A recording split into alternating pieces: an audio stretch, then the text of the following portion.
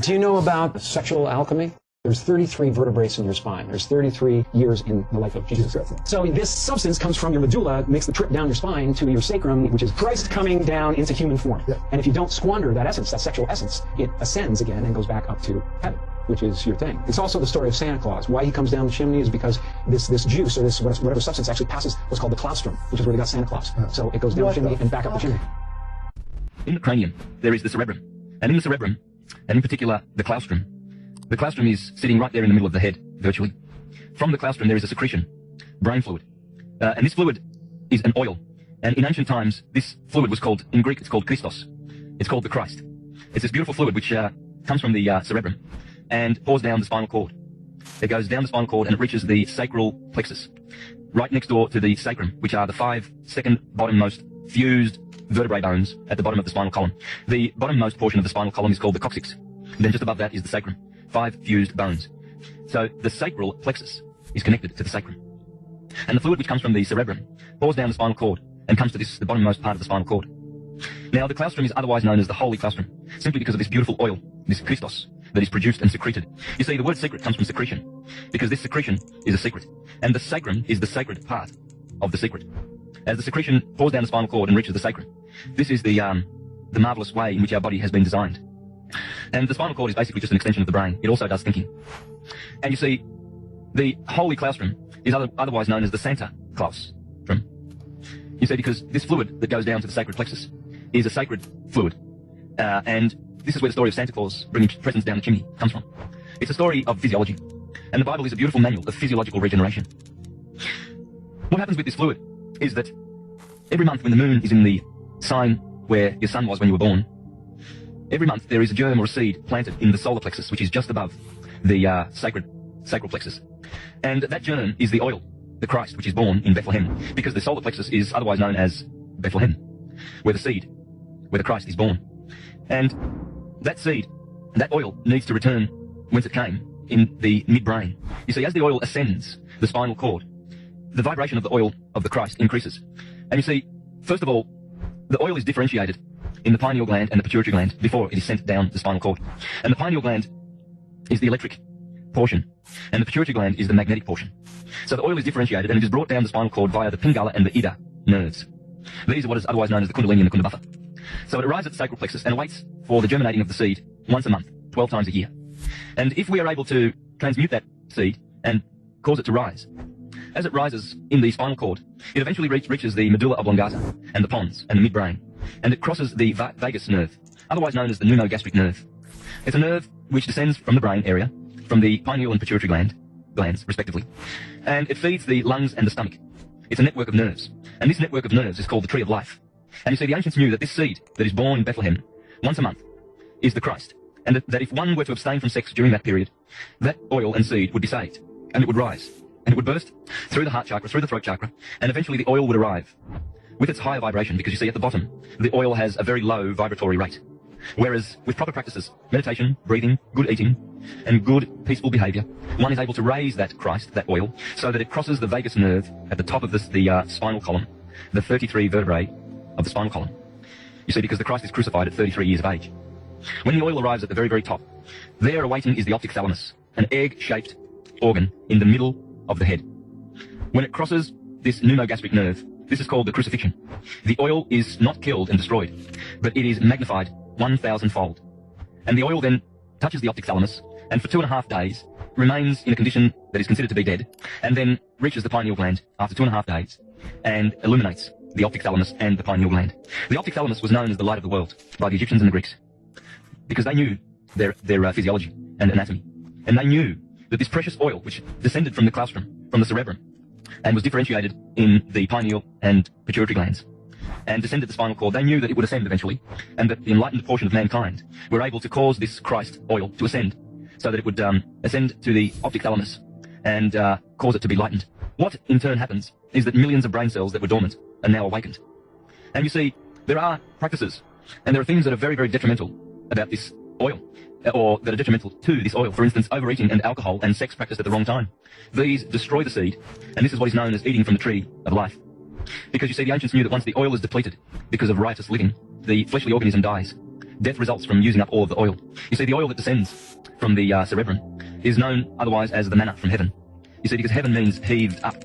And the head, the cranium, the dome which sits on top of the torso, that was known as the heavens, you see. And the heart area and the heart chakra was known as the Midgard, or the middle garden. And the generative area was known as Sodom and Gomorrah, the area of desire, animal desire, you see. And otherwise known as Egypt and hell and the world, etc. Whereas the Garden of Eden and the land flowing with milk and honey, that's upstairs. In fact, the pineal gland produces the honey, the secretion known as honey, which has DMT in it, and the pituitary body secretes the milk. This is the milk and honey. And the land flowing with milk and honey is upstairs. This is a sacred secret, simply because the secretion, which comes from the sacral plexus, is one of the most important things that we need to know for physiological regeneration. You see, by saving the seed, one can actually live longer. In fact, the ancients used to live for thousands of years by protecting and keeping this secret and guarding it. The Egyptians built ascension chambers, pyramids, for this very purpose. And they taught the science of respecting and keeping and guarding and looking after this beautiful oil. And if you know the Gospels well, you will know all the scriptures that are referring to it. You see, I am the light of the world. He that follows me shall not walk in darkness. The light of the world is the optic thalamus. Keep your eye simple, for if your eye is dark, your whole body will be dark. That eye has always been known as the third eye. In fact, it's the spiritual eye. Now, as for the deniers, you see, most churchgoers will be denying this because, in their mind, Jesus Christ is a historical person, which must return physically in order to save them, because they cannot save themselves. They need a vicarious third-party saviour. Whereas the opposite is true, and this is what the so-called Apostle Paul was talking about when he referred to the sacred secret of the Christ within, the Christ that dwelleth within. For you see, the kingdom of God is within. It's not without. And in fact, the words of Jesus are pretty clear where it says, do not be looking out there, for the kingdom of God will not come with striking observableness. Don't look here and don't look there, because there will be deceivers saying, oh, there he is, here is the Christ, there is the Christ. Because the process is within. And unless one is able to raise that energy and get out of the bottom chakras. You see, the bottom chakras deal with sexuality, strife, envy, power, greed, wealth, and all of those things. And if one is constantly seeking those things, and constantly eating of the fruit of the tree of life, you see those beautiful nerves, the pneumogastric nerve system, they are responsible for bringing the oil back up, those beautiful spiritual presence. And we are the ones who are responsible for channeling that oil, that Christ seed, within, so that it eventually is crucified in the middle of the head. You see, the cerebrum is hollowed out, and the midbrain and the limbic system at the top of the spinal cord is the holy of holies. And the cerebellum, which sits at the back of the brain, this is otherwise known as the small brain. The cerebrum is associated with the top of the head, Aries, and the cerebellum is associated with Taurus, and the left brain, the male left brain. The right brain is the feminine, and it is connected to the cerebrum, Aries, the God brain. You see, we have the God man is the cerebrum, the Adam man is the cerebellum. Now, churchgoer, you won't get any of this in church. This is esoteric truth. Exoteric truth denies this, and has been perpetuated for the last few thousand years by so-called Christian churches in order to deny and hide the true story of physical regeneration.